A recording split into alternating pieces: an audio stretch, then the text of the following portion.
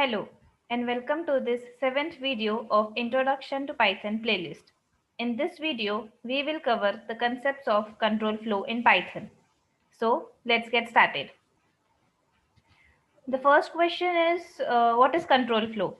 So a control flow is basically the order in which the program executes, and there are basically three type of control structures. First is sequential, which is the default mode. Second is selection, which is used for decisions and branching, and third is the repetition, in which we will use the looping structure. So first we will see what is sequential statements. So sequential statements are a set of statements whose execution happens in a sequence. The only problem with these type of statement is that if the logic is broken in any of the lines, then the complete source code will be break. Here, four statements are given in which a equals to 20, b equals to 10, c equals to a plus b, and then the print statement. So here, the only addition is being given, which is c equals to a plus b, and it will give the output as addition is 30. So these are the sequential statements. Next, we'll see what are selection or decision control statements.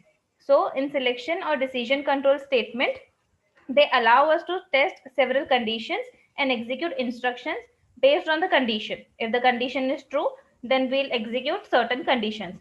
So some of the basic decision control statements are simple if statement, if else statement, if else statement, nested if statement. So first we'll see the simple if statements. So in if statement, it allows us to test a condition, and if a particular condition is true, then we execute a block of statement. So the syntax is if condition and then the statements to be executed. So we will take an example on this.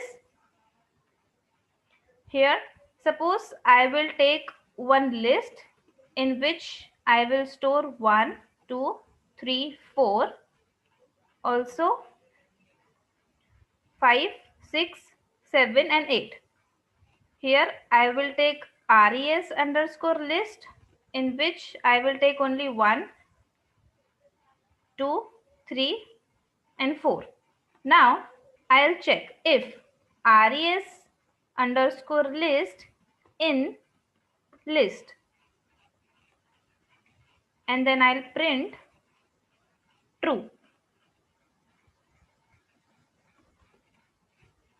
So what it will do, it will check that res list, which is 1, 2, 3, 4, is present in list or not. If it is present, then it will give true.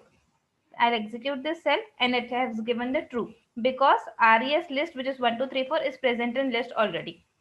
So the only outcome with this type of if statement is that if a particular condition is true, then execute a block of statement. What if the condition is false? There is no way for the false condition.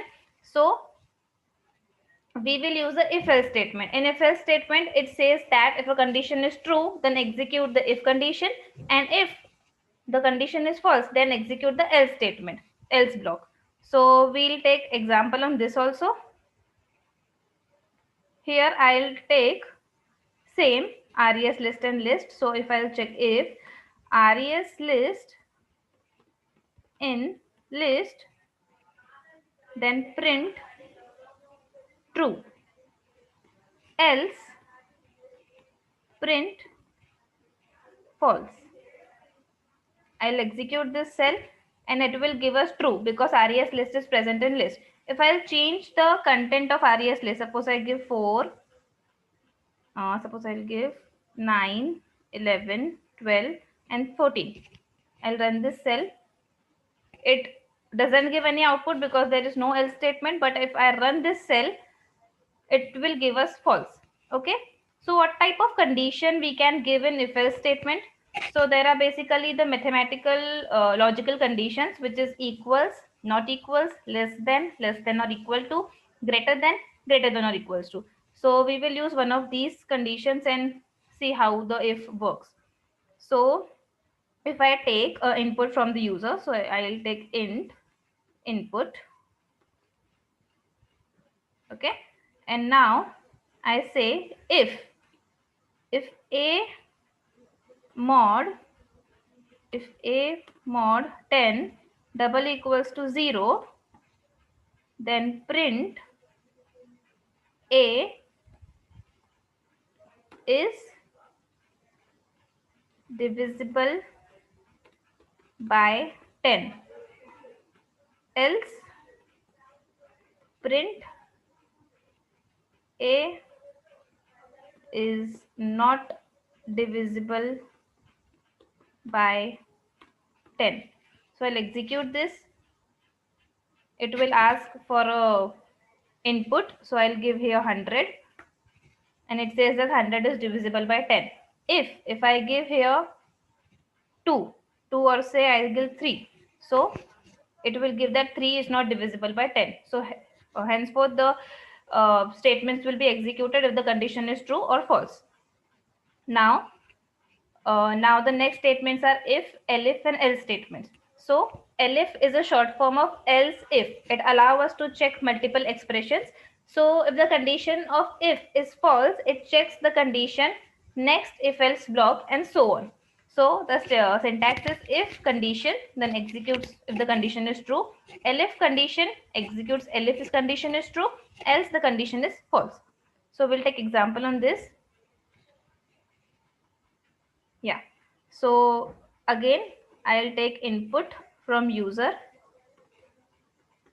int input. Now I will check if A is greater than 0. If A is greater than 0, what to do? Print A is positive. Okay. Elif, I'll check another condition, which is A is less than 0. If A is less than 0, then what to print? Print A is negative. Else, if both the conditions are false, then it will go to the else statement and it will print A is 0. So I'll execute this. I will give 10 as input, 10.